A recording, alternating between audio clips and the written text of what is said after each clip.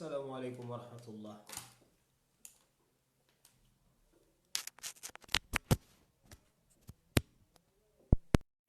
السلام عليكم ورحمة الله.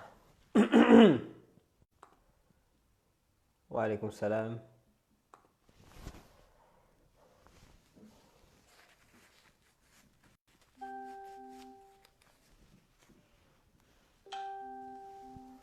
السلام عليكم.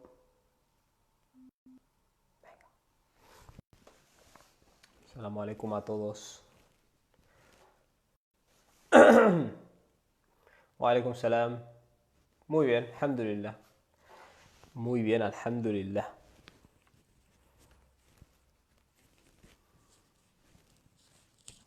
Bueno. Muy bien, Ismael. Assalamu alaikum. María José Queral. Assalamu alaikum. Wa alaikum salam. Wa alaikum salam. Un par de minutos y empezamos, ¿vale? Inshallah. Wa alaikum salam. Siham.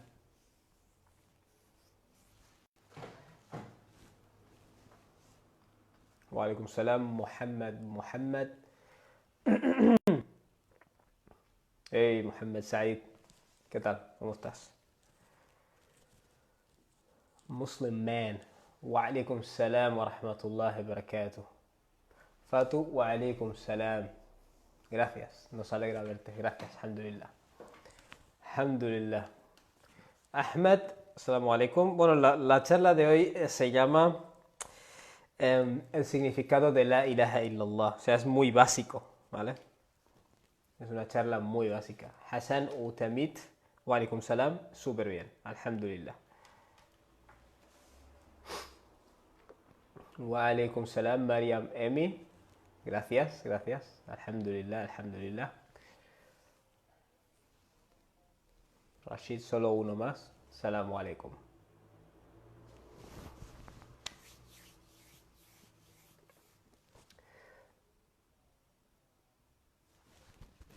Bueno, el título de la charla, si os parece bien, vamos empezando. Bismillah, wassalatu wassalamu ala rasulillah. El título de la charla es el significado de la ilaha illallah. Claro, es una charla muy básica, nos tienes que explicar esto cuando la mayoría de los que estamos aquí somos musulmanes desde hace mucho tiempo. Bueno, la razón por la que quería hacer esta charla es porque creo que esta frase, este concepto, la ilaha illallah, lo repetimos mucho, pero a veces cuando repetimos algo mucho, wa alaikum salam Nadia, esto se acaba convirtiendo en un simple ritual o incluso un cliché, ¿vale? Un cliché o un fetiche, casi como un amuleto, ¿no? O un amuleto verbal, algo a lo que te aferras y en realidad no sabes cuáles son sus verdaderas implicaciones o no lo vives como un estilo de vida, ¿vale? Quiero que entendáis que este concepto de la ilaha illallah, no hay divinidad salvo Dios, es un estilo de vida. Wa alaikum salam Rosa, wa alaikum salam Fatu, a tu hijo. Entonces, ¿qué es lo que ocurre? Este concepto, que generalmente lo vivimos como una simple frase, no es una frase, sino que es una visión del mundo. Y eso es lo que quiero que entendamos. Una visión del mundo que luego debe repercutir en tu personalidad, ¿vale? Una visión del mundo que luego debe repercutir en la forma en la que tú eres, ¿vale? Una cosa que me llama la atención cuando hablo con personas de diferentes persuasiones acerca de pues, la idea de Dios y todo esto, es que la inmensa mayoría de la humanidad, de una forma u otra, cree en Dios, ¿vale? La inmensa mayoría de personas, incluso cuando se reconocen como ateos o se reconocen como agnósticos, en cierto modo creen en alguien, ¿vale? En algo, como te dicen ellos. Cuando les presionas lo suficiente, terminan diciendo, bueno, sí, creo en algo, ¿vale? Sin embargo, ¿dónde está el problema de la mayoría de las personas? Por cierto, ¿por qué la inmensa mayoría de las personas creen en algo? Bueno, básicamente yo lo atribuiría a dos razones. Una de ellas es el aql, la razón, el intelecto, porque quieras o no, los seres humanos tenemos esto de que cuando escuchamos que una piedra cae, asumimos que hay una causa detrás, ¿vale? Nos giramos para ver quién ha lanzado la piedra, ¿vale? Eso es un instinto que tenemos. Entonces el ser humano desde muy al principio ha estado mirando el cielo. Y bueno, esto ocurre con todo ser humano, especialmente los que están más cerca de la naturaleza. A la gente de ciudad se le ha ido un poco más este tema. El hecho de que tú observas todo y algo en ti, hay un proceso racional. Claro, muchas personas dirán, este es un proceso engañoso. Ese es otro tema, ¿vale? Es otro debate. Pero dejando eso de lado, hay un proceso racional que te lleva a entender que los efectos tienen causas y el universo en sí, dado que empezó a existir, debe tener una causa, ¿vale? Esto es un razonamiento, es racional, ¿vale? Es una postura racional. Um, Luego está el concepto del fitra, del instinto natural, ¿vale? Hay algo dentro de nosotros que cuando estás metido en un apuro te hace mirar hacia lo trascendente, ¿no? ¿Vale? Dirigirte hacia aquel que hay por encima o aquello que está por encima, ayúdame en esta situación, ¿vale? ¿Por qué? Porque ves que todos los que están en este mundo o en este plano no te pueden ayudar, están igual que tú, totalmente dependientes o sujetos, ¿vale? Estos son los principales factores que hacen que la inmensa mayoría de seres humanos crean en Dios. Yo he tenido colegas que son ateos, técnicamente, y que te dicen todo esto son pantominas, esto de que existe Dios, tal y cual, son chorradas, o alaikum salam y así. Sin embargo, cuando les llevo por este proceso racional, básicamente, de cuando empieza a existir tiene una causa, y si el universo empieza a existir, al menos es racional asumir que tiene una causa, ¿vale? Luego se puede hacer mayor investigación. Y la mayoría de gente te dice, si yo no niego que haya una causa, un Dios o un alguien, incluso. Entonces, ¿dónde está el problema? La mayoría de la gente tiene un problema con dos cosas. La primera de ellas es la idea de un Dios personal, ¿vale? Es decir, ese Dios o ese creador está pendiente o sabe lo que hacemos, nos juzgará por lo que hacemos, él tiene dominio sobre el universo, ¿vale? Es decir, es alguien, no es una simple fuerza, sino que es alguien, alguien que te responsabilizará por tus acciones, alguien que se preocupa por ti o te ha hecho llegar un mensaje. Esto a mucha gente le cuesta entenderlo. Y eso también es comprensible, porque cuando técnicamente el concepto de Dios significa que trasciende el universo o los universos, y este universo tiene trillones de galaxias, claro, cuesta asumir que ese Dios supuestamente va a estar preocupado por las acciones que hagamos los seres humanos, ¿no? Que somos cositas pequeñas dentro de todo el cosmos que ha creado. Este es el primer problema que tiene la mayoría de gente. El segundo problema que tiene la mayoría de la gente es la religión, ¿vale? Y muchas veces no hacemos la distinción, o alaikum salam Sami, no hacemos la distinción suficiente entre Dios, aquel que lo ha creado todo, la primera causa, como lo quieras llamar, y la religión, ¿vale? ¿La religión qué es? La religión es cultura humana, básicamente. Es una estructura humana de las palabras que tienes que decir, los rituales que tienes que cumplir, a quién tienes que tomar como autoridad, qué libros tienes que tomar como autoridad, qué institución tienes que tomar como autoridad para supuestamente llegar a ese Dios, ¿vale? Aquí es donde mucha gente tiene un problema con la religión. Hay mucha gente que no le cuesta entender el concepto de un Dios. Lo que les cuesta es entender que ese Dios es personal, que está preocupado por si yo como con la mano derecha o no, y el hecho de que haya una religión, ¿vale? Y generalmente se escudan en que se ha hecho muchos males en nombre de las religiones, ¿vale? Claro, técnicamente, y eso es lo que yo siempre les respondo, si ese Dios existe, él mismo no tiene que estar de acuerdo, ¿no? Con los males que se hacen en nombre de la religión, y eso es lo que te encuentras en el Corán. Si te encuentras condenas explícitas del uso de poder, del ego humano, de, yo qué sé, de inventarse cosas, de especular. Es decir, todos los males atribuibles a la religión están condenados por Dios en el Corán, ¿vale? Eso es algo que quiero que entendáis. Así que los musulmanes, diríamos, es racional creer que hay alguien que lo ha creado todo, es intuitivo, como hemos dicho, la fitra. Y si os fijáis, el profeta ﷺ que nos dice, la min mauludin illa yuladu ala al-fitra. No hay ningún recién nacido que no haya nacido dentro de esa disposición natural.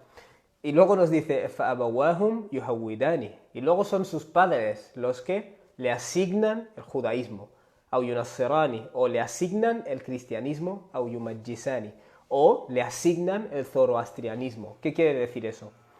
Tú cuando vas a entrar en una religión se te bautiza, ¿vale? Hay un bautismo.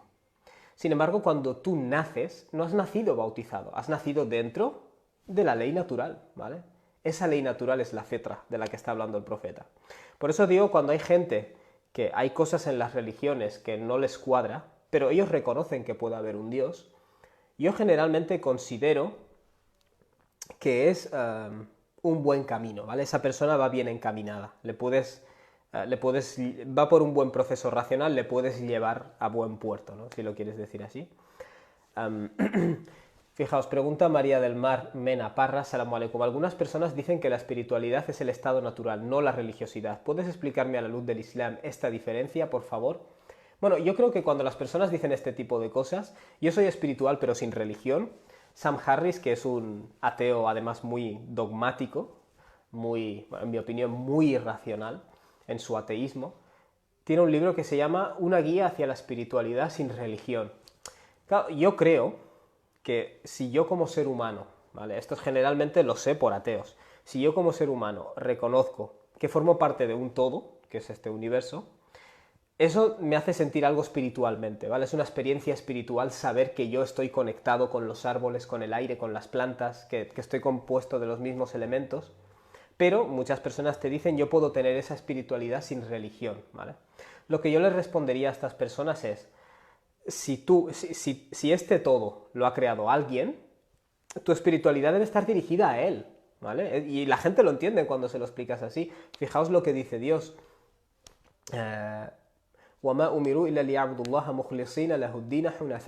Dios no ordenó a través de todos los profetas, ¿vale? Es decir, dejando de lado todas las religiones que la gente se ha inventado, lo que Dios ordenó realmente a los profetas o a través de los profetas es que la gente reconociera estar sujetas a Dios, es decir, el ibada a Dios, mukhlisin, de forma exclusiva, ¿vale? Lahuddin, dedicando la religiosidad hacia él, ¿vale? Hunafa, de acuerdo a la inclinación natural. Por tanto, este rollo de la espiritualidad sin religión es comprensible, ¿vale? Porque la persona tiene un anhelo espiritual, pero ese anhelo espiritual lo tienes que satisfacer de la forma correcta, ¿vale? Por decirlo de alguna forma. Si todo esto lo ha creado alguien, la espiritualidad debe estar dirigida a ese alguien, ¿vale? Por tanto, si por religiosidad te refieres a seguir ciegamente autoridades humanas e instituciones humanas, entonces no. Pero si te refieres a estar conectado con Dios, entonces en el Islam la religiosidad y la espiritualidad son lo mismo, ¿vale? Esa es una diferencia que aplica cuando estamos hablando de religiones fabricadas por el ser humano, ¿vale?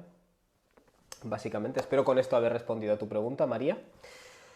Entonces, fijaos, el proceso mental del Corán es el siguiente. Si tú reconoces que hay alguien, básicamente, detrás de todo esto, ese instinto religioso que tú tienes, lo tienes que dirigir hacia él, ¿vale? De forma exclusiva. Dicho de otra forma, si tú reconoces que hay un ser que tiene bajo su dominio todo lo que existe, ¿vale? Y eso, insisto, de algún modo u otro, prácticamente todo ser humano lo tiene grabado, ¿vale? Lo llames la primera causa, lo llames la gran inteligencia, lo llames lo que quieras, ¿vale? Ahora iré a tu pregunta, Andrea Escobar, que es una gran pregunta. Entonces, esto es lo que se llama el hecho de que Dios es el Rabb, Dios es el creador de todo y el que sustenta todo.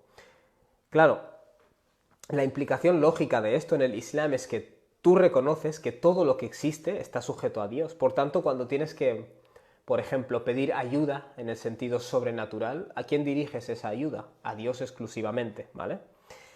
¿Por qué estoy diciendo esto? Porque la inmensa mayoría de personas que creen en religiones, probablemente, mira, a lo mejor es el 99% de la humanidad. Dios dice, aktharuhum mushrikun. La inmensa mayoría de ellos sí que reconocen que alguien lo ha creado todo, pero le dan parte de su poder a otros seres, ¿vale? Esa es la idea. Por ejemplo, si yo digo que los fenómenos naturales, especialmente antiguamente, tienen poder sobre nosotros, como por ejemplo los astros, si yo te digo que los astros pueden decidir nuestro destino, básicamente lo que dice el Islam es lo siguiente, los astros, igual que tú como ser humano, forman parte de esta gran maquinaria, ¿vale? Si tú reconoces que esta gran maquinaria lo ha creado alguien, tu religiosidad debe ir dirigida hacia ese alguien, ¿vale? Entonces la gente, por ejemplo, que cree en la astrología, ellos te dicen, yo no creo que los astros, yo no creo que la luna creó el universo, simplemente creo que influye en nuestra vida. Entonces la respuesta del Islam es la siguiente, si la luna no creó el universo, está sujeta a las leyes que rigen el universo, igual que tú, ¿vale? Por tanto, tu adoración, digamos, hacia este elemento de la creación es absurdo o es irracional. El Islam lo enfoca desde la perspectiva de que esto es algo irracional, ¿vale? Y eso es lo que quiero que entendáis de esta charla.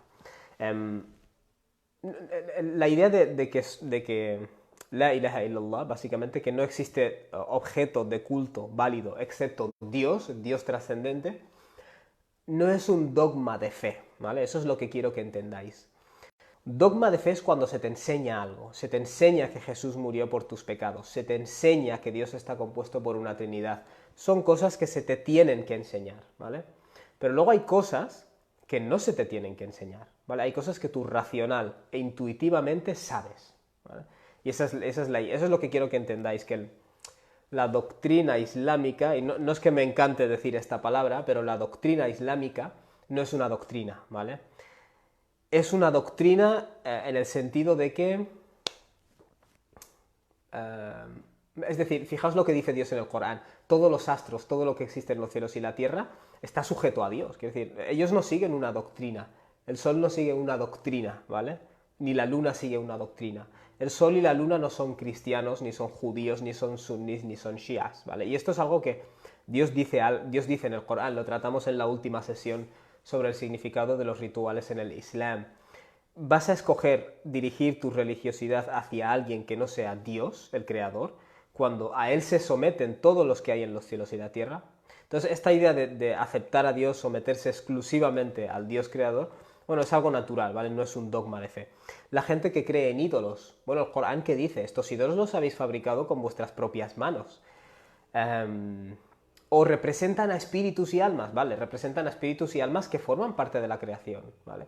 Todo lo que tú puedes observar o ver es creación, por tanto estás sujeto, ¿vale? No puedes dirigir tu religiosidad hacia algo que está sujeto igual que tú, ¿vale? ¿Por qué? Porque ellos no tienen el control sobre el universo. El único control real sobre el universo lo tiene aquel que lo ha creado, ¿vale? Eso es lo que quiero que entendáis de la ilaha illallah. Luego vamos a ir a hablar un poco del significado lingüístico de esta frase, ¿vale?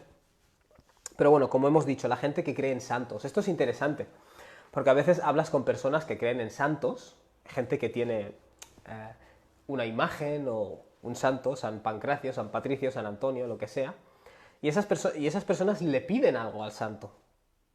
Claro, cuando tú le dices a esa persona, Dios es único, ¿no? Esa persona te responde, sí, claro, Dios es único.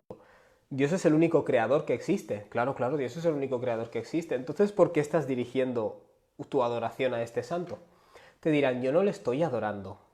Yo estoy pidiéndole para que él dirija hacia Dios pues una serie de súplicas o cosas, ¿no? Claro, desde el momento que tú le estás invocando sobrenaturalmente, le estás dedicando algo que se supone que solo corresponde a Dios, ¿vale? Fijaos lo que dice el Corán. Esas personas a las que invocan, ellos mismos están preocupados o están buscando la cercanía a Dios, ¿vale? O sea, quiero que entendáis que cuando el Corán nos habla de este concepto, nos da argumentos racionalmente entendibles. No nos dice acepta esto y cállate la boca, ¿vale? Porque es un dogma de fe o un bautismo, ¿vale? No hay bautismo, como dice el profeta alayhi salatu wassalam. Tú naces de acuerdo a esta predisposición natural. Luego te asignan un nombre, ¿vale? Luego te asignan una religión o lo que sea, ¿vale? Por tanto, quiero que entendáis que la ilaha illallah literalmente significa no existen divinidades illallah, excepto Dios en mayúscula. No significa que no hay ningún creador excepto Dios, ¿vale? De hecho, la mayoría de gente que adora a otros seres y fuerzas o utiliza santos intercesores, cuando tú les preguntas quién es el creador, te dirán solamente Dios, ¿vale? Es decir, ellos lo reconocen. Lo que el Corán te dice es, si tú reconoces esta verdad, llévala a su implicación lógica. Su implicación lógica es que tu religiosidad exclusivamente se va a dirigir a Dios, ¿vale? Y a nadie más.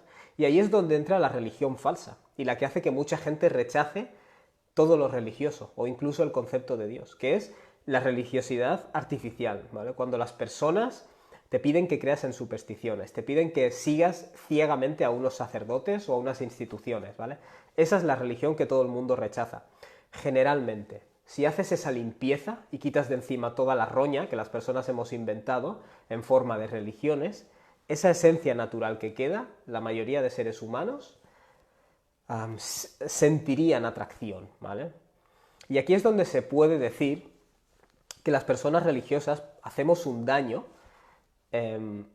que a lo mejor una persona no religiosa no hace, ¿vale? Porque si un ateo hace algo malo, ha hecho algo malo. Pero si yo como religioso hago algo malo en nombre de Dios, claro, en cierto modo es la reputación de Dios la que estoy poniendo en juego, ¿vale? Mucha gente va a ver eso y se va a alejar, ¿vale? Por tanto, las personas religiosas tenemos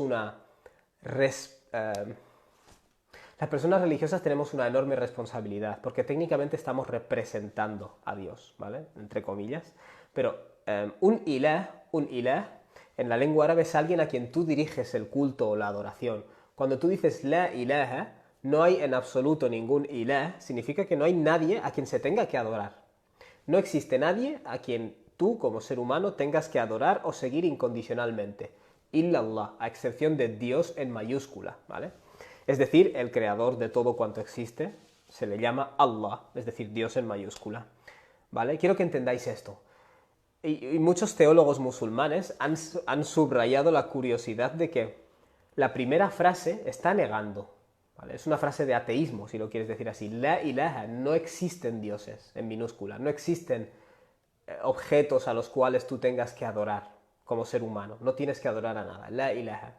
Pero luego se hace una excepción, illallah, no así con Dios o exceptuando Dios o salvo Dios o como lo quieras traducir, ¿vale? Pero llama la atención que lo primero que se hace es la negación, ¿vale? Dios no dice, es decir, la frase no es tienes que adorar a Dios, la frase es no tienes que adorar a nadie, excepto Dios, ¿vale? Pero primero se hace la negación, ¿por qué? Bueno, los seres humanos tenemos tendencia a divinizar todas las cosas, ¿vale? Esto es una tendencia que tenemos. Vemos fuerzas de la naturaleza y les damos un poder sobrenatural. Vemos personas y les damos un poder sobrenatural. El Corán condena cuando tú sigues ciegamente a figuras religiosas. Dios dice, han tomado a sus rabinos y monjes por señores aparte de Dios. Es decir, cuando tú sigues incondicionalmente a una institución o una persona, eso es una forma de adoración, ¿vale? Todas estas acciones, Dios te dice recházalas, la ilaha, no existen las divinidades, ¿vale? Illallah, únicamente Dios en mayúscula, ¿vale? Esta frase no significa que no hay creador excepto Dios, porque de ser así, todo el mundo reconoce que no hay un creador excepto Dios, ¿vale? La idea es, si tú reconoces que no hay un creador excepto Dios, ¿por qué luego diriges tu culto, tu seguimiento incondicional a otros seres? Y muchos eruditos musulmanes subrayan que este seguimiento incondicional puede, digamos, transferirse a otras cosas. Cuando tú sigues ciegamente a celebridades, ¿vale? Cuando tú sigues ciegamente a otro tipo de instituciones no religiosas, puedes estar incurriendo en una forma de shirk, ¿vale? O de casi shirk.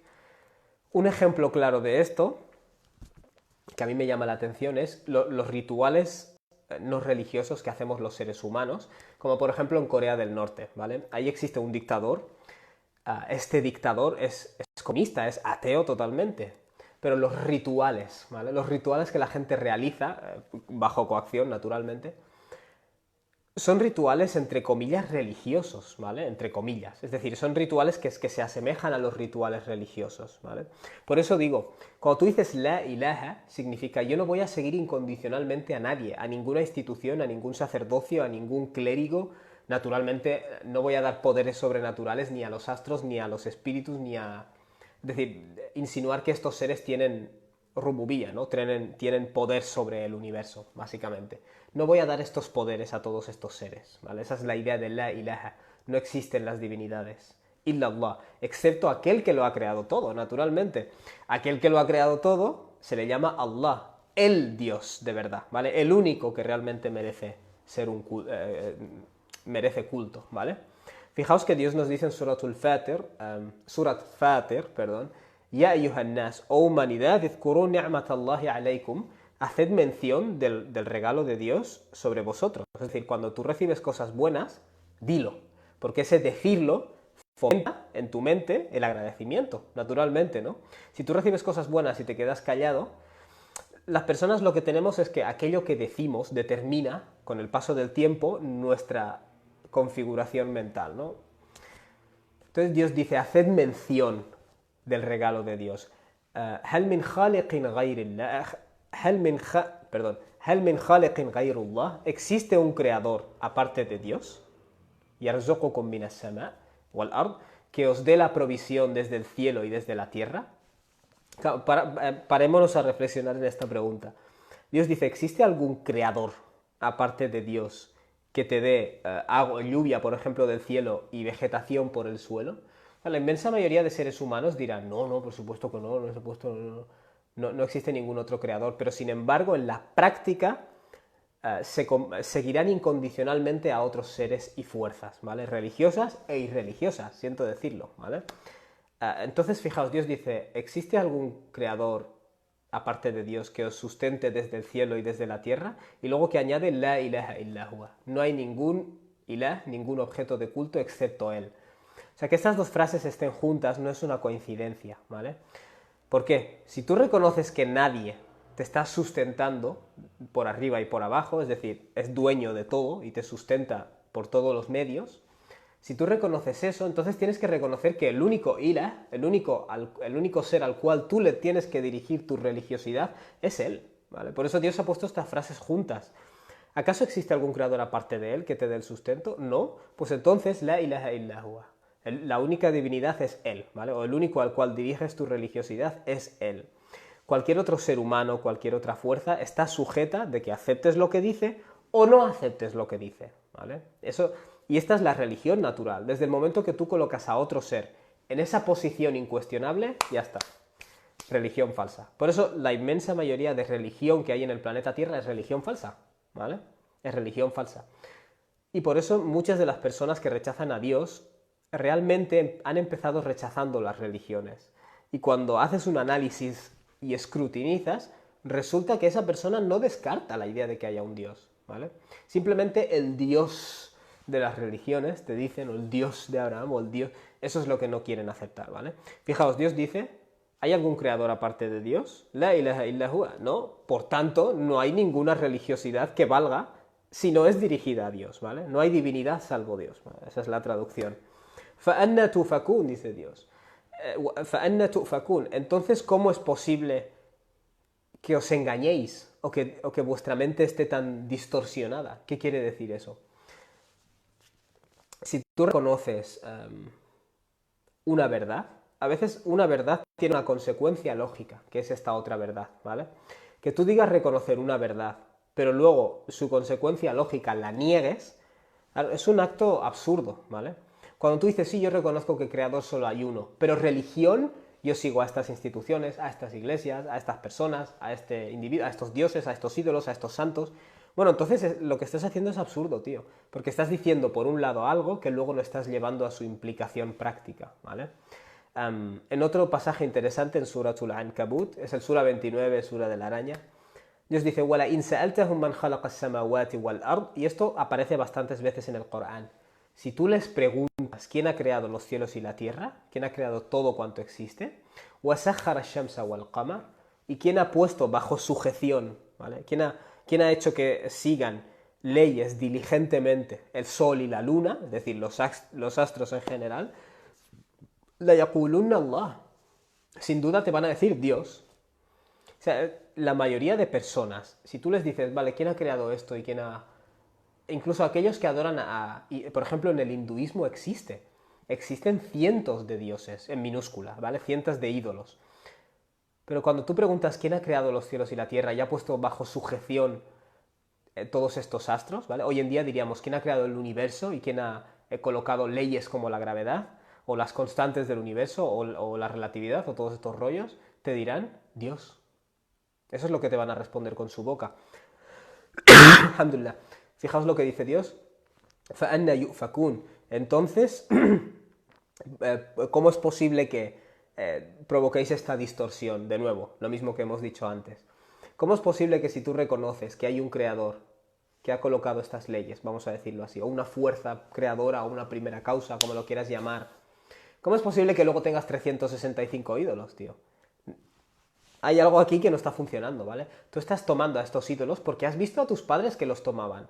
Pero si tú te pararas a pensar, tú mismo dirías, vale, si yo reconozco que estos ídolos no crean, sino que son creados, no tienen poder directo de beneficiar o de perjudicar, es decir, ellos en sí no tienen dominio sobre el universo, no son el creador y el el Rabb, digamos, el sustentador, no tiene sentido que les dirija culto. Estoy perdiendo el tiempo, ¿vale? Subrayo la frase, estás perdiendo energía y tiempo en algo malo, ¿vale? Y el Corán dice esto, dice, Dios dice, ¿queréis que os informe de quién es el mayor perdedor? Son las personas que habrán echado a perder todas sus obras cuando llegue el día del juicio, ¿vale? Suria, luego iremos a tu pregunta. De hecho, es algo que tenía que tratar hoy. Bueno, Allahu yabsutu rizqa liman yasha. Dios expande la provisión para quien desea, es decir, Él tiene el poder de hacer que uno sea rico o sea pobre, que llueva o que no llueva. Es decir, todo está dentro del poder de su creador, ¿vale? Min ibadihi wa yaqdir lah. Dentro de los siervos de Dios, Dios tiene el poder de extender su provisión o de limitarla, de ponerle un límite. ¿Vale? Es decir, a ti, tú te vas a quedar con menos, ¿vale? Inna Allah bi kulli shay'in alim. En verdad, Dios tiene pleno conocimiento del todo, ¿vale? Es quien tiene pleno conocimiento del todo el que va a decidir cómo repartir las cosas y cómo organizar las cosas, ¿vale? Los seres creados a los que damos estos poderes que no les corresponden no tienen ese conocimiento, ¿vale? ¿Cómo van a ser ellos quienes decidan nada? ¿Qué van a decidir ellos si ellos mismos la yakhluquna shay'a, no han creado nada, wa hum yukhlaqun? Ellos son materia o son seres creados, o peor aún, son figmentos de la imaginación, ¿no? Como en el caso de la mitología. Luego Dios dice, wala in sa'altahum man nazzala minas sama'i ma, y si les preguntas quién es el que hace que caiga agua del cielo, es decir, a todas estas personas que adoran a estos seres y a estas fuerzas, o dirigen su culto, o los usan como mediadores, فَأَحْيَا بِهِ الْأَرْضَ مِنْ بَعْدِ مَوْتِهَا, y a través de esta lluvia da vida a la tierra después de haber estado muerta. Claro, ¿cuál es la importancia de esto? Antiguamente la gente tenía la tendencia a decir, bueno, hay un dios de la lluvia, hay un dios de la vegetación, y el Corán contiene estas reflexiones que te intentan decir. Alhamdulillah. Párate a pensar un poco, ¿no te das cuenta, amigo, que todo esto es un sistema? La idea de que hay un Rabb de la lluvia y un Rabb, un señor o un dueño o un gestionador de la vegetación es absurda cuando todo esto es un mismo sistema, ¿vale? Si te paras a observar. Por eso en el Islam es tan importante, o en el mensaje del Corán, esta observación, ¿vale? Siempre, de los fenómenos. La yaqulunna Allah, de nuevo, si les preguntas quién es el que hace que descienda el agua, surja la vegetación, te dirán Dios, Allah, el Dios en mayúscula, ¿no? Fijaos lo que dice Dios luego en respuesta. Qul, diles, alhamdulillah, todo el mérito es de Dios. ¿Por qué respondes que todo el mérito es de Dios? Bueno, muy sencillo. La gente tenemos la tendencia a darle las gracias a cientos de dioses, ¿no? Como en el caso del hinduismo, a darle las gracias a la Virgen o a darle las gracias a San Pancracio. Ese agradecimiento es un acto inmoral, tal y como lo plantea el Corán. Es un acto irracional porque le estás dando gracias a alguien que no tiene poder de beneficio ni perjuicio, pero es que además es un acto inmoral. O sea, es como si yo te regalo a ti una casa y tú le das las gracias a otra persona. ¿Qué me estás contando? Es decir, el que te ha creado y el que sustenta todo, el mérito es de él, el mérito no es de otras fuerzas imaginarias, ¿vale? Qul, alhamdulillah. El agradecimiento es para Dios y el mérito es de Dios, ¿vale? Cualquier cosa que ocurra dentro de toda la existencia, bueno, ¿el mérito de quién es? De aquel que lo ha creado, naturalmente, no de otros seres y otras fuerzas. Dios concluye, bal aktharuhum la ya'qilun, pero lo que ocurre es que la mayoría de estas personas no razonan, ¿vale? Este proceso mental, a través del cual os he llevado, cuando tú reconoces que todo está armonizado bajo el poder de un único creador, bueno, naturalmente no vas a dirigir ni culto, ni dar poderes ficticiamente a otros seres que están sujetos. Claro, hay gente que no hace todo este proceso mental. Entonces, ¿qué nos dice Dios sobre la gente que tiene esta inconsistencia? Bal aktharuhum la ya'qilun. Lo que ocurre, aktharuhum la ya'qilun, lo que ocurre con la mayoría de estas personas es que no se han parado a razonar, ¿vale? Por eso insisto en la idea de que el concepto islámico de Dios no es un dogma de fe, ¿vale? Podríamos decir, es una visión filosófica, o es una visión... cuando digo filosófica me refiero a una postura filosófica. Es decir, desde fuera del Islam yo la podría defender en un debate, ¿vale? Yo no puedo defender la Trinidad si no es como cristiano trinitario, ¿vale? Pero el concepto de que hay un Dios creador y que dirigir mi religiosidad a otros seres o deificar o dar poderes a otros seres es absurdo, eso lo puedes defender, ¿vale? Porque es, podríamos decir, es una verdad universal que no depende de ningún bautismo, ¿vale? Y por eso Dios nos dice en otro lugar del Corán, y con esto termino, en Sura 47, creo que es Suratul Fath, si no me estoy equivocando, se nos dice, fa'lam annahu la ilaha illallah. Por tanto, debes saber que no hay divinidad excepto el Dios, ¿vale? Dios en mayúscula. Claro, esto es algo que todos los teólogos subrayan. Aquí Dios utiliza la palabra, el verbo alama, ¿vale? El verbo alima, que significa saber. Tienes que saber que no hay divinidad excepto Dios, ¿vale? Fijaos, Dios no ha dicho tienes que creer que no hay divinidad excepto Dios. Tienes que tener fe. Dios te ha dicho tienes que saberlo, ¿vale? Es una realidad que debes saber. Y por eso muchos teólogos son de la opinión de que en cuestiones de creencia no sigues ciegamente a los demás, sino que tú analizas las cosas, ¿vale? Aunque insisto, esto es un poco un ideal, ¿vale? Pero debes saber, no solo creer. La gente cree muchas cosas. Debes saber que no hay divinidad salvo Dios, ¿vale? Luego Dios dice, wastaghfir li dhanbik, y pide perdón por tu falta. ¿Qué tendrá que ver una cosa con la otra? Bueno, en cierto modo, reconoces que tienes una responsabilidad moral, ¿vale? Hacia Dios, por las acciones que tú hagas. Y luego se añade walil mu'minina wal mu'minat. Y también pide perdón por los creyentes y las creyentes. Es decir, esa responsabilidad moral no es solo individual, ¿vale? Sino que deseas el bien para las demás personas, para el resto de la humanidad, ¿no? Wallahu ya'lamu mutaqallabakum, y Dios conoce vuestros cambios, vuestras idas y venidas, wa mathwaakum, y el lugar donde estáis establecidos, ¿no? Finalmente quería, y con esto ya termino y pasamos a las preguntas, hablaros de Suratul Fatiha, ¿vale?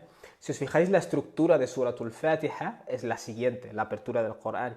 Tú dices Alhamdulillah, el mérito corresponde a Dios, ¿vale? El Rabb, el dueño de los alamin, de todas las cosas que existen, has reconocido que hay alguien a quien das gracias por haberte creado y que Él es el dueño de todas las cosas que existen. Ar-Rahman Ar-Rahim, es misericordioso, ¿vale? Me está dando regalos. Malik Yawmiddin. Y Él es soberano en el momento de la retribución, es decir, voy a tener que responder por mis acciones, ¿vale?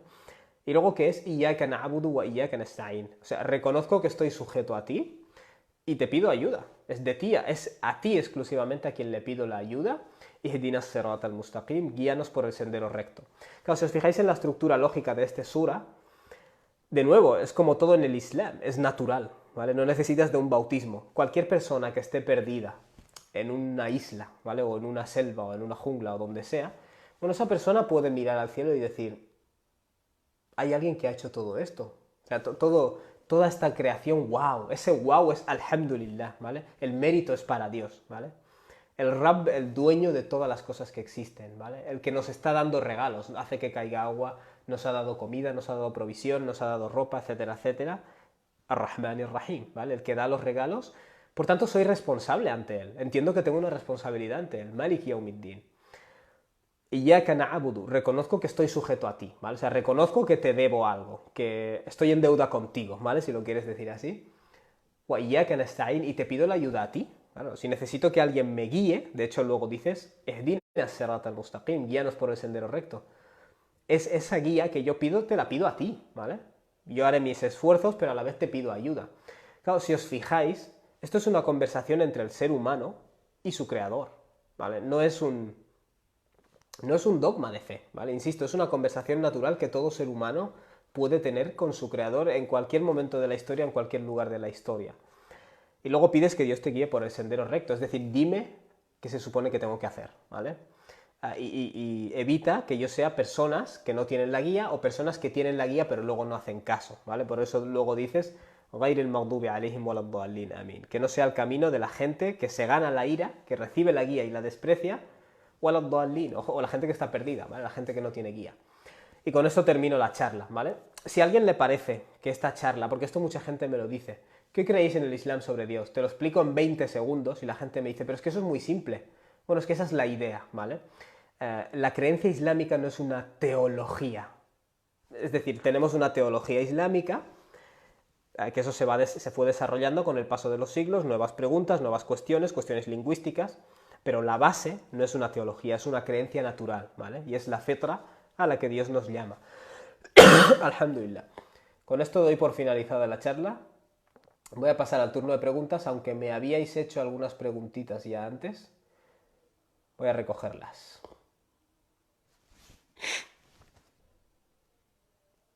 Venga.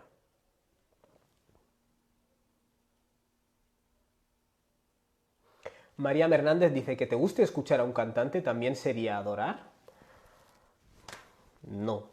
A menos que le sigas incondicionalmente en todo, ¿vale? Si ese cantante se peina así, tú te peinas así. Se viste así, tú te vistes así. Y él te dice, haz esto y tú lo haces. Haz esto y tú lo haces. Haz esto y tú lo haces. Entonces, le podrías estar tomando como un ila, ¿vale? No estoy diciendo que eres un pagano, eres mushrik, que has dejado el Islam. No estoy diciendo eso. Pero es un terreno peligroso, ¿vale? Es un terreno muy peligroso. Seguir incondicionalmente a nadie, incluyendo figuras religiosas, ¿eh? No solo cantantes. Las personas que Dios condena en el Corán por haber tomado a sus rabinos. Rabino es la persona de conocimiento religioso. Y los monjes son la gente del zuhud, la gente que se aleja del mundo, que se dedica a adorar, ¿vale? En el Islam podríamos decir, tomar a los fuqaha, tomar a la gente de conocimiento y tomar a los zuhad, ¿no? A los sufis o a las personas que se dedican a adorar.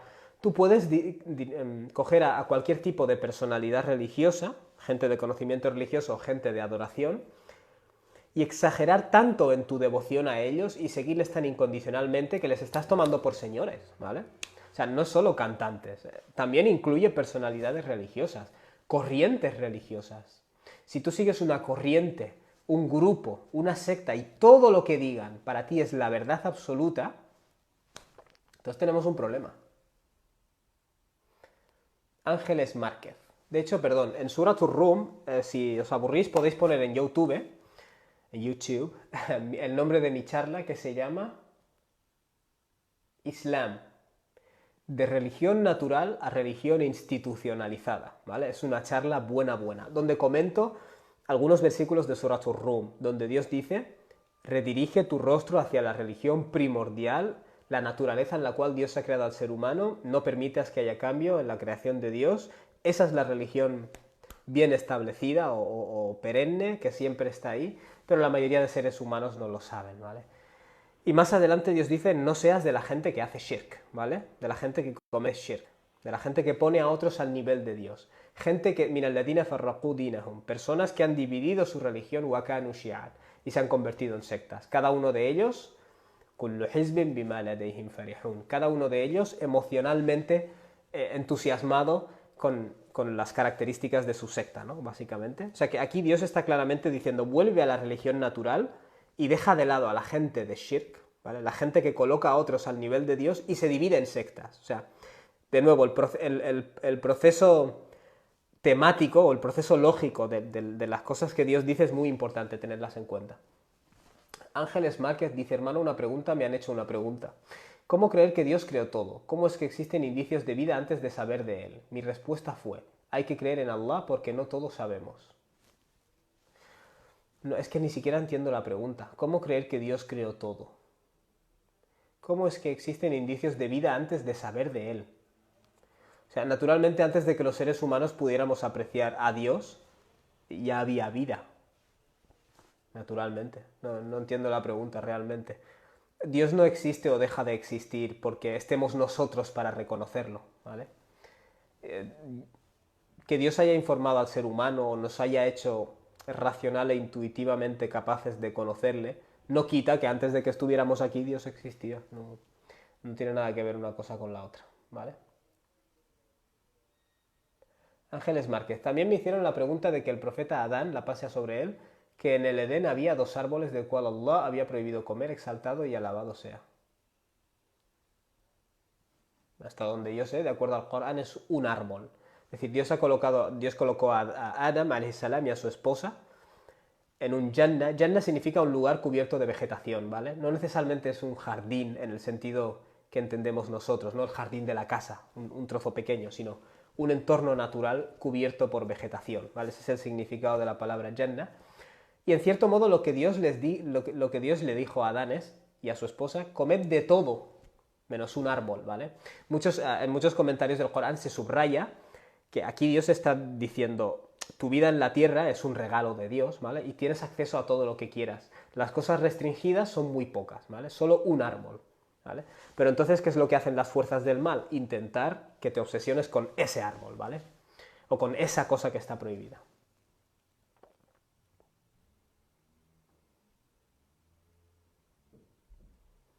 Suria Otero. ¿De dónde surge el nombre de Allah? Escuché varias versiones. Mayoritariamente hay dos posturas. La palabra Allah es el nombre eterno de Dios. No tiene ninguna derivación lingüística, ¿vale? Es tal cual, Allah. Dios se llama Allah, punto. No le intentes encontrar un derivado lingüístico. Luego hay otra postura de que la palabra Allah, de hecho, es una palabra árabe y se deriva de otras palabras, ¿vale? De hecho, se deriva etimológicamente de al-ilah. Tú dices la ilaha, no hay divinidades, ¿vale? Illa Allah, excepto Allah sería al-ilah, la divinidad, ¿vale? El Dios. Entonces, de acuerdo a esta postura, Allah es una contracción de al-ilah, el ilah, ¿vale? Es decir, el verdadero Dios, al-ilah, si tú adjuntas al-ilah, al final se convierte en Allah, ¿vale? De hecho, es curioso que hay tribus árabes que no pronuncian el a, ¿vale? No dicen al-ilah, naturalmente acabarán diciendo Allah. ¿Por qué? Porque este hamza, esta oclusión glutural, creo que se llama, o algo así, ellos no la pronuncian, ¿vale? Por eso verás que en algunas recitaciones del Corán se dice al-mu'minun, se hace una pausa al-mu'minun, pero otras recitaciones dicen al-mu'minun, todo seguido, no hacen esta pausa, no hacen mu, sino que dicen mu'minun. ¿Por qué? Porque esta hamza no la pronuncian. Entonces, presumiblemente es posible que tribus árabes que no pronunciaran la hamza, al-ilah, acabarán diciendo al-ilah o Allah, ¿vale? Es que eso es evolución lingüística, ¿vale? Acaba fundiéndose. Para mí esta segunda postura es mucho más creíble que la idea de que Allah es el nombre eterno de Dios. Sencillamente porque cuando tú coges otras lenguas semíticas, como el hebreo, ves que a los dioses se les llama El, a un dios se le llama El, a Dios se le llama Elohim, que es el plural de Él. En el arameo, que es la lengua de Jesús, se decía de alguna forma muy similar, ¿vale? Elah, si no me equivoco. Y en árabe, Ilah. Y al Dios principal, Allah. Quiero decir, ves que esta palabra no sale de la nada, ¿vale? Sino que es una palabra árabe relacionada con el resto de palabras semíticas, ¿vale? Esto es como cuando en castellano yo te digo Dios, en catalán Déu, en portugués Deus, en italiano Dio, en francés Dieu. Tú ves que esta palabra Dios no viene de la nada, sino que está relacionada, ¿vale? Es una palabra de la lengua española que se deriva de otras palabras de otros idiomas. Y yo creo lo mismo de la palabra Allah, ¿vale? Esta es la opinión mayoritaria de los lingüistas, por cierto. La palabra Allah se deriva de al-ilah, el único objeto de culto, ¿vale? Y ya está, básicamente esas son las dos teorías que hay. La primera a mí me parece más como algo religioso, pero si te basas en la lingüística o en analizar la raíz de las palabras tienen un origen etimológico, ¿vale? Allah tiene un origen etimológico semítico, y ya está. Por eso cuando hay gente que dice, por ejemplo, hay gente que me dice, no uses Dios, porque tienes que usar Allah. No estoy de acuerdo. De hecho, en primer lugar te dicen, no significa lo mismo, ¿vale? Y eso no es verdad. Un ilah es un ser al que tú adoras. Un Dios, en minúscula, es un ser al que tú adoras. Tanto es lo mismo. Cuando tú dices Allah, estás diciendo el Dios verdadero, ¿vale? Claro, cuando tú en castellano dices Dios en mayúscula, es lo mismo lo que estás diciendo. O sea, el significado es el mismo. Y eso, básicamente. Algún día estoy esperando hacer un tratamiento más exhaustivo de este tema, porque ya es mucha gente la que dice, no, deberías decir Allah, y no lo creo. De hecho, el Corán, ¿qué nos dice? Que todos los profetas hablaron la lengua de su pueblo. O sea, estos profetas que fueron enviados a todos los pueblos no decían Allah, decían la palabra de la lengua de su pueblo. Quiere decir que ya me he encontrado algún musulmán que me ha dicho, no, todos los profetas dijeron Allah. Y antes de que existieran las lenguas semíticas y la lengua árabe, ¿cómo podían decir Allah si todavía no existía la lengua árabe? Claro, esto es lo que pasa, en mi opinión, cuando divorcias la religiosidad del intelecto, ¿vale? Cosa que el Corán nos advierte mucho. Que a veces acabas defendiendo cosas que contradicen evidencia. pero las tienes que defender, no sé. Pero bueno, en fin, es mi opinión. Si alguien considera que hay que decir Allah siempre en todos los idiomas, alhamdulillah. Otra de las cosas que dicen es que Dios tiene plural y femenino, Dios a dioses. Bueno, resulta que eso no es verdad. Cuando tú escribes Dios en minúscula, puedes poner diosa, dioses. Pero cuando tú lo escribes en mayúscula, no puede tener plural, ¿vale? Porque es un nombre propio. Lo mismo ocurre en inglés con God. Si tú pones God con una G pequeña, gods, goddess, dioses, diosa, goddesses, diosas. Pero si tú pones God en mayúscula, no lo puedes hacer femenino ni plural, porque es un nombre propio, ¿vale? O sea que es como que mucha gente usa este argumento, es como que yo lo he oído y yo lo repito, ¿vale? Mohammed bin Isa, assalamu alaikum, saludos desde Jaén, bla bla bla, gracias por la charla, magnífica charla, wa alaikum salam. Yusef al-Andalus, assalamu alaikum, aji, ¿un musulmán puede ser legionario? No tengo la menor idea. De hecho, no sé, tendría que investigar bien qué es un legionario. Nora, ¿te refieres al fanatismo? Sí, el fanatismo suele conducir al shirk. Si te fijas, Nora, ¿qué dice Dios sobre los cristianos que han tomado a Jesús como un objeto de culto? La taghlu fi dinikum. No os paséis en relación a vuestra religión, ¿vale? No seáis extremos o no seáis fanáticos, ¿vale? El fanatismo es el origen de que empieces a dar a elementos de la creación un poder divino, tío. Salamu alaikum desde Edimburgo. Wa alaikum salam. Saluda a la gente de Edimburgo. Muchas gracias, dice María. Rosa Ábalos, gracias por la charla, me gustó, aprendí mucho. Quiero aprender sobre el Islam, para entender un poco a los amigos musulmanes. Saludos. Pues nada, Rosa, te recomiendo mi canal de YouTube que se llama Adam TV. Ahí tienes más de 200 vídeos. Mohammed bin Isa, ¿el Islam es una religión laica? Entiendo que lo laico es todo aquello que está fuera de la iglesia. ¿Están errados aquellos que hacen del Islam una identidad? Esta es una pregunta muy compleja, ¿vale? ¿Por qué? El Islam no es laico en el sentido de que la sociedad musulmana se fundaría en valores islámicos, ¿vale? Esos valores islámicos son valores morales, básicamente. Sí es cierto que el Islam es hasta cierto punto laico en el sentido de que a lo largo de la historia de la civilización islámica no había una iglesia, ¿vale?, dictaminando las cosas. De hecho, a menudo los ulama, los eruditos y el poder político no se llevaban bien, ¿vale? O sea que, en cierto aspecto sí que ha sido una religión. No me gusta decir ni laica ni secular, porque estas palabras tienen una connotación europea muy específica. Pero el Islam es una religión en la que no hay autoridad religiosa divina, política, ¿vale? Esa es la postura mayoritaria. Está en la rama Shia, sé que hay una visión un poco diferente, humildemente y con todo el respeto, creo que no es una visión islámica, porque muchas veces te intentan llevar al debate, pero es la postura sunni o Shia. Vamos a dejar de lado sunni y Shia. ¿Cuál es la postura islámica?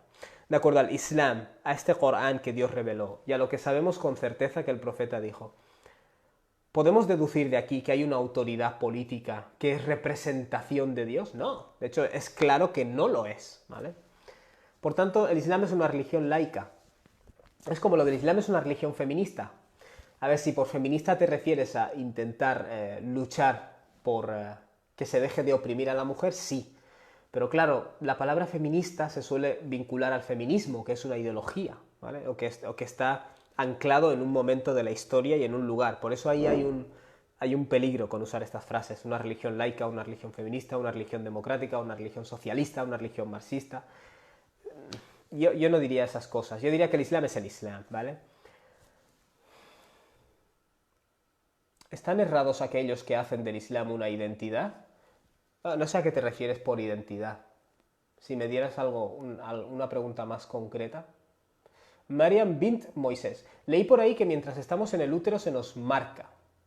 No recuerdo bien el hadith. En el sentido que estamos destinados a ser creyentes o incrédulos. Más específicamente, que estamos destinados a ser salvados o no. ¿Eso es así? Sí y no, ¿vale? La doctrina islámica, tendrías que ver, Mariam, mi vídeo, que también es un directo, que se llama... No, tengo un vídeo de 4 minutos que se llama Decreto divino o libertad humana, ¿vale? Y la postura del Islam es que las dos cosas son verdad, ¿vale? Cuando tú estás en el útero de tu madre, naturalmente se nos marca. Dios ya sabe si tú vas a estar salvado o no, porque su conocimiento es eterno, ¿vale? Él está fuera del tiempo. Él conoce perfectamente las acciones que vas a llevar a cabo. Pero desde tu perspectiva, dentro del tiempo y el espacio, tú naturalmente escoges las acciones que vas a llevar a cabo, ¿vale? Por tanto, estamos destinados. Eso es como si tú llegas a los 60 años y acabas en la calle mendigando. Yo te digo, estabas destinada a acabar así, porque nunca quisiste trabajar, nunca quisiste hacer las cosas, nunca quisiste... O yo qué sé, imaginando que es tu culpa, ¿vale? Sí, estabas destinada a llegar aquí, pero eso no quita tu responsabilidad, ¿vale? O sea, el hecho de que Dios supiera en el momento del útero, que estamos en nuestro útero, y eternamente desde antes de existir, el hecho de que Dios ya supiera las decisiones que vas a tomar, no dice nada al respecto de que tú seas responsable o no por esas elecciones, ¿vale? Por eso digo, este concepto se puede entender mal en muchos casos. Te recomiendo que veas mi vídeo en YouTube que se llama Decreto versus Libertad, 4 minutos, y si te aburres, hay otro vídeo que se llama ¿Por qué Dios permite el sufrimiento? ¿Vale? Y ahí indago un poco más en esta cuestión. Mamadou dice, Allahu Akbar, Deus gran. Faisal Luna Bayona dice, en la película La Pasión de Cristo, la versión moderna en idioma arameo, Jesús dice Alahi en la cruz. Sí, claro. Naturalmente la palabra aramea es parecida. Barbero Juan José, pero en inglés es God y tiene plural gods. Todo lo contrario que árabe, que no tiene sexo ni plural, solo singular. Y he respondido a eso. Eso no es verdad. De hecho, cuando pones God en mayúscula, Juan José, no puedes ponerlo en plural, ¿vale? Cuando está en plural, gods, tiene que ser la G en minúscula, ¿vale? Porque la G en minúscula indica cualquier ser al cual tú adoras. Un God es un Dios, en minúscula. Cuando tú dices God en mayúscula, estás diciendo el Dios. No lo puedes poner en plural, ¿vale? Ese es un error, lo veo muy repetido. Tú tienes que decir alhamdulillah siempre, hermano. Salamu alaikum, dice Silvia, wa alaikum salam, Paco Guerrero García. Es sorprendente tu pensamiento. No soy musulmán, pero respeto a aquellos religiosos que no dejan la intelectualidad a un lado. Gracias, Paco Guerrero García. Te añadiré que desde la perspectiva islámica es un deber no dejar de lado el uso de intelecto. Y cuando los musulmanes hacemos esto, dejar el uso de intelecto, y lo hacemos muy a menudo, bueno, en cierto modo estamos traicionando una parte de nuestra religión. Es decir, y eso es algo que me llama la atención. Muchos musulmanes, si por ejemplo uno deja de cumplir con sus rituales o rezar, bueno, rezar es muy gordo, ¿no? Pero si uno deja de hacer otros rituales, le decimos, eso está muy mal. Si uno deja de, yo qué sé, no se me ocurren ejemplos ahora, pero si uno deja de hacer, de comer determinados tipos de carne o lo que sea, se lo reprimimos. Pero si uno deja de razonar, no se lo reprimimos. Pese a que la instrucción a razonar y a hacer uso de intelecto aparece en el Corán cientos de veces, ¿vale? Con diferentes palabras. Es un buen tema para hacer una charla. Mariam bint Moisés. Pregunta feminista, ¿por qué nos referimos a Allah en masculino? Bueno, resulta que en árabe clásico hay 3 géneros, no 2. El masculino, el femenino y el neutro, ¿vale? El masculino, huwa, él. El femenino, hiya, ella. Y el neutro, huwa, ¿vale? El neutro se dice igual que el masculino, pero no es masculino, es neutro. Por tanto, no nos estamos refiriendo a Dios en masculino nunca. Nos referimos a Dios en el neutro, ¿vale? Lo que pasa es que el neutro coincide con el masculino, y eso es así en la mayoría de lenguas, y posiblemente porque estas lenguas son humanas y el ser humano es humano. Pero la realidad es que no, cuando tú hablas de Dios te estás refiriendo a Él en el neutro, no en el masculino. Importante pregunta, hermana. Mamadou Sal ha lanzado una invitación en directo al hermano Paco para que entre al Islam. Ángeles Márquez, muchas gracias, hermano. Allah le siga guiando en el conocimiento y le recompense. Amén, amén, amén, igualmente. Gracias, hermana. Mariam bint Moisés, eso de respetar a la autoridad islámica aunque sea corrupta. Bueno, aquí hay un concepto que está en la sunna, que es cuando hay un poder político y tiene cierta corrupción, tú, por el bien de la sociedad, mantienes el orden, ¿vale? No armas una revuelta armada, porque generalmente cuando armas una revuelta armada, las consecuencias son mucho más nefastas que con la existencia de esta autoridad corrupta, ¿vale? Esa es la finalidad que se busca en el Islam. La excepción que se hace es si se manifiesta kufr por parte de esa autoridad. Si esta autoridad musulmana, escogida por musulmanes, sale un día a la calle y dice, yo paso del Islam, esto son chorradas, entonces vamos a tener que pedirle a este señor que se aparte de allí, ¿vale? Y estoy imaginando que la sociedad es musulmana, la mayoría es musulmana y le han escogido con ese concepto en mente. Um, pero lo de respetar la autoridad tiene mucha lógica, Mariam bint Moisés. Yo, por ejemplo, si yo trabajo en una empresa y sabemos que el jefe hace algunas cosas que no están bien, pero tú no armas una revuelta por eso. Porque a veces cuando armas una revuelta, a menos que lo que hace sea muy grave, lo que vas a provocar es que se disgregue el orden que existe. Y el resultado final va a ser peor. De hecho, mira estos países, muchos de los países donde ha habido grandes revueltas, están en una situación peor de la situación en la que estaban con un dictador, ¿vale? Y llama la atención que hubo eruditos musulmanes que advirtieron, que dijeron, este tipo de revueltas no son recomendables, ¿vale? Y de hecho hay material en la sunna del profeta ﷺ que indica en esa dirección, ¿vale? Y de los primeros imames. O sea que esto en el periodo de los salaf se tenía muy presente esta idea.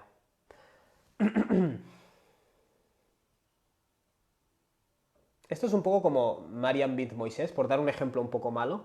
Yo vivo en una casa y a lo mejor mi madre o mi padre es corrupto, pero si yo rompo los lazos familiares y la lío, voy a destruir la familia. O sea, va a ser peor el resultado, ¿vale? No estoy diciendo no estoy hablando de abusos físicos o otras cosas, no estoy hablando de eso. Pero para que entiendas que a veces la revuelta armada conduce a un mal peor que el mal que había antes, ¿vale? Y me llama la atención de que muchísimos de los eruditos que indicaron que estas revueltas no se tenían que hacer, pues han acertado totalmente, porque muchos de estos territorios están peor. Muna, ¿se puede cambiar el destino que ya está prescrito haciendo dua? Sí, desde nuestra perspectiva, ¿vale? Esto es como la medicina, ¿vale? La súplica, el dua, es como la medicina. Si yo estoy enfermo, pero me tomo una medicina, me curo. He alterado el destino, ¿no? El curso de los eventos. Pero quiero que entiendas que desde el conocimiento eterno de Dios, que es trascendente, Él ya sabe que te vas a tomar una medicina y te vas a curar, ¿vale? Él ya sabe que vas a hacer esta súplica y que vas a obtener dicho resultado, ¿vale? Por eso digo, es una cuestión de perspectivas. No es lo mismo nuestra perspectiva dentro del tiempo y el espacio limitados que la perspectiva de aquel que es trascendente. Este es un poco el secreto para entender, en la medida de lo posible, el concepto del decreto de Dios, ¿vale? Del qadar. Entender que es una cuestión de perspectivas, ¿vale? Dios, desde que estabas en el útero, ya sabe si vas al paraíso o al infierno, naturalmente. Dios trasciende el tiempo, Él sabe el presente, futuro y pasado por igual, ¿vale? Pero tú, desde tu perspectiva, eso no te quita a ti tu responsabilidad de hacer las acciones correctas. Que alguien sepa lo que vas a hacer no tiene nada que ver con tu responsabilidad, ¿vale? María Rosa de Solo Prades. Assalamu alaikum. Yo quisiera saber algo un poco complejo, y es, ¿por qué hay mujeres que se esfuerzan en estar bien con sus maridos y dichos maridos ni valoran ni respetan? Eso se lo tendrías que preguntar a estas mujeres, hermana María. Y yo no sé. Yo no sé. Sé que en el caso del maltrato tenemos mucho la tendencia a decir, ¿por qué está con este si la trata mal? Lo que no entendemos es que detrás de eso hay un complejo proceso psicológico, ¿vale? Que esa persona termina desarrollando una dependencia hacia su maltratador, ¿vale? Y el maltratador está explotándola, es decir, la está manipulando mentalmente. O sea, es mucho más complicado de lo que parece. Por eso te digo, eso sería una pregunta para hacer a expertos. Y seguro que hay respuestas. ¿Por qué a veces cuando el hombre se porta de una forma determinada, la mujer sigue orbitando alrededor de él? Y tenemos la mala tendencia, insisto, como tenemos tan poca educación en lo que se refiere a salud mental, tenemos la tendencia a señalarle a ella y decir, ¿por qué ella sigue detrás de él? Es mucho más complejo. De igual manera que este hombre la machaca físicamente, o posiblemente, también la ha machacado mentalmente, ¿vale? Y le ha eliminado parte de su personalidad. Por eso digo, no es nada fácil estas preguntas, pero hay personas especializadas en esto que tienen respuestas. Assalamu alaikum, hermano, desde Argentina, dice María Angélica. Wa alaikum salam. Saluda a todos por ahí. Ahmed Mahdati, muy bien explicado. Alhamdulillah. Carmen Rodríguez pone cara de esto. Danei Solorzano, salam, hermano, que Allah te premie por el da'wah que haces. Amén, hermano. Igualmente. Yeleni, assalamu alaikum desde Colombia, jazakallah khair. Igualmente, hermana, que Dios te bendiga. Paco Guerrero, seguiré tus vídeos. Ojalá pudieras hacer ese vídeo sobre la intelectualidad en el Islam. En mi caso solo conozco a uno que influyó mucho en Occidente, Avicena. Vale, inshallah, si Dios quiere haré un vídeo sobre el tema. En realidad, Paco Guerrero García, hubo una época en que la civilización islámica entera, Avicena es un producto de esa época, la civilización islámica entera entendía la religión, es decir, tu relación con Dios, como algo que incluía el aspecto espiritual y el aspecto intelectual por igual. Por eso para la gente, conocer la naturaleza, buscar las leyes de la naturaleza, era una forma más de conocer a Dios, ¿vale? Es decir, este rollo de ciencia versus religión realmente es una patraña que nos han metido en la cabeza y que muchísimos musulmanes hoy en día la tenemos. Saludos desde México, Paco. Saluda a los colegas por ahí. Nahuel, no sé de qué se ríe. Muchas gracias, hermano. Muna, gracias a ti. Salamu alaikum desde Argelia. Salamu alaikum Turquía. Vale. Fatiha Dashuri Ahbari. Muchas gracias por tus vídeos muy beneficiosos. Que Allah te ayude en tu camino. Amén. Igualmente, gracias. Necesitaría información más que nada que fueran musulmanes los que asesoren, dice María Rosa. Pues sí, creo que deberíamos tener... yo soy de la teoría que en cada centro islámico debería haber un experto musulmán en ciencia y en preguntas sobre ciencia y filosofía y en alguien experto en salud mental, porque hay muchísimas movidas mentales. Pero hoy por hoy no estamos muy por esa labor. Pero si Dios quiere puede cambiar de un día al otro. Carolina, bravísimo, tabarakallah. Un saludo, hermana. Alguien que sepa sobre tema matrimonial. Creo que hay gente por ahí asesorando sobre cuestiones matrimoniales, islámicamente. Deberías buscarlo, pero creo que hay, y hay en español. Asma, Karami, mis preguntas las haré después, no he podido ver vídeo, luego lo veo. Perfecto, tú escribe y si Dios quiere te responderé, ¿vale? Un último apunte quería hacer. Gracias a los suscriptores de Adam's Team, que son gente súper inteligente, lo veo en todas sus preguntas y publicaciones. He podido, digamos, adquirir y voy a adquirir más medios para doblar vídeos, ¿vale? Es decir, en el canal de YouTube AdamTV voy a empezar a incluir vídeos doblados del inglés al español, ¿vale? Conferenciantes y eruditos musulmanes en inglés, pues que hay mucho más trabajo hecho, lo vamos a doblar al español, inshallah, y ponerlo en el canal de YouTube AdamTV para que todo el mundo acceda, ¿vale? Estas cosas se necesitan de unos recursos, pero gracias a Dios es una buena maquinaria lo de Adam Stream. Carmen Rodríguez. Yo era cristiano. Bueno, eso, en breve, si Dios quiere, empezaremos a incluir en el canal de YouTube AdamTV vídeos doblados del inglés al español. Carmen Rodríguez. Yo era cristiana y antiguas hermanas me mandan vídeos de mujeres musulmanas volviéndose cristianas, me pone muy triste. Algunas dicen que pedían a imames y nunca les dio nada y que Muhammad tampoco y le rezaban 5 veces al día. Hay países musulmanes que no tengan claro eso. Mira, aquí hay varias cosas que debo decir. El tiempo se me está echando encima. Vale. Mira, si tú te conviertes al Islam, los musulmanes te van a mandar vídeos de gente que se ha convertido al Islam. Si tú dejas el cristianismo, los cristianos te van a mandar vídeos de gente de musulmanes que se han convertido al cristianismo. Es más, si dejas el hinduismo por el Islam, habrá hindúes que te mandarán vídeos de musulmanes que se convirtieron al hinduismo y viceversa. Si ocurre lo contrario, te mandarán vídeos de hinduistas que se convirtieron al Islam. Es decir, eso es de esperar, que la gente no lo va a aceptar, ¿vale? Esto de que musulmanes dicen que pedían a imames respuestas que nunca recibían, bueno, en muchos casos es verdad. Si es que es la realidad, pero eso no dice nada acerca de que el Islam sea verdad o no. Eso es lo que quiero que entiendas, ¿vale? Yo puedo tener una horrible experiencia como musulmán. Haber nacido en un país musulmán donde, como mujer, por ejemplo, me cortan, me mutilan el clítoris, porque esto ha pasado, ¿vale? Una de las grandes predicadores ex-musulmanas, ateas, que es Ayaan Hirsi Ali, a ella le pasó esto. Quiero decir, claro, la comunidad musulmana en la que ella nació va a tener una responsabilidad por tener a esa persona ex-musulmana. Entonces, esto es un factor, puede ser. Luego puede ser que yo haga preguntas a los imames y me den una bofetada y me digan, deja de hacer estas preguntas, porque esto es el shaitán. Y te voy a sacar este shaitán que se te ha metido, este jinn, a palos, ¿vale? Es decir, esto está pasando.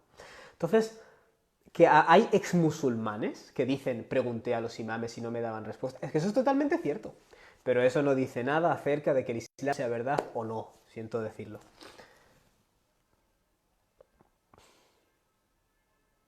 Lo último que vi es que Jesús era mujer.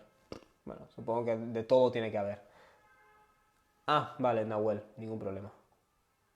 Andrea había preguntado por qué no nos ha creado perfectos. Es verdad, David Ernesto. Y creo que esta es ya la última respuesta a la que voy a responder. Pregunta a la que voy a responder. ¿Por qué Dios no nos ha creado perfectos sin el paraíso? Hay varias formas de responder. La primera de ellas es, el ser humano es un ser libre de elección. Naturalmente tiene que pasar por situaciones que le permitan escoger si desea crecer moralmente o decrecer moralmente, ¿vale?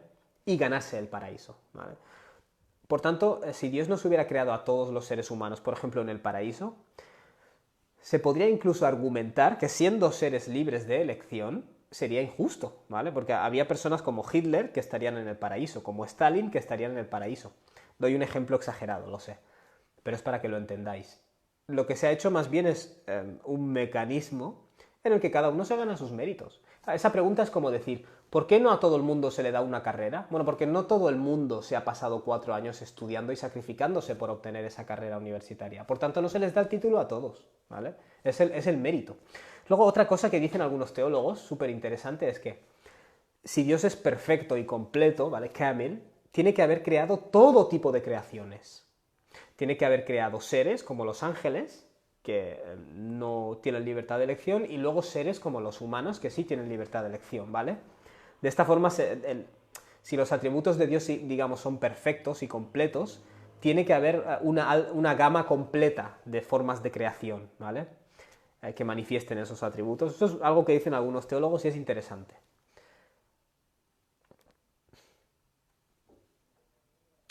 Mariam Moisés, hay un par de musulmanes angloparlantes que están interesados en ti. Mariam, dime quiénes son, escríbeme acerca de ellos. Bueno, pues nada, hermanos, hemos podido responder a todas las preguntas, alhamdulillah. Pues nada más, nos veremos si Dios quiere el sábado que viene. Suscriptores de Adam Stream, nos vemos mañana, si Dios quiere, en el grupo privado para responder a otras preguntas. Muy interesantes todas vuestras preguntas. Y nada más, hermanos, espero que haya sido para vosotros un placer. Para mí ha sido un placer. Inshallah, nos vemos la semana que viene. Wassalamu alaikum wa rahmatullahi wa barakatuh.